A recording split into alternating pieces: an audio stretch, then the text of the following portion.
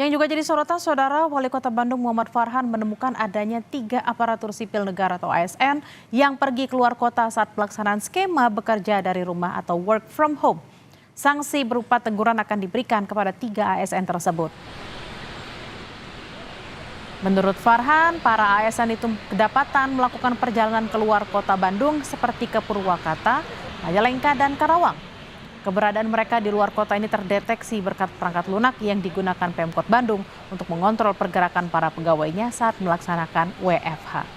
Wali Kota Bandung pun menekankan pentingnya kedisiplinan ASN selama kebijakan WFH diberlakukan. Farhan pun akan turun langsung melakukan pengecekan saat skema WFH dijalankan di Pemkot Bandung.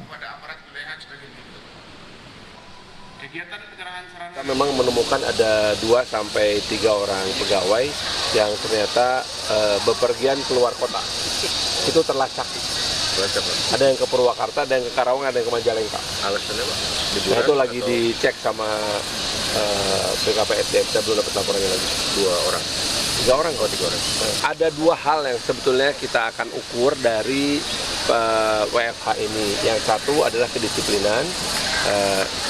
Yang kedua adalah bagaimana kita bisa memastikan bahwa dampak dari penghematan energinya terjadi. Sanksi yang disiapkan Pak untuk ASN yang bandel? Masih sanksi administratif.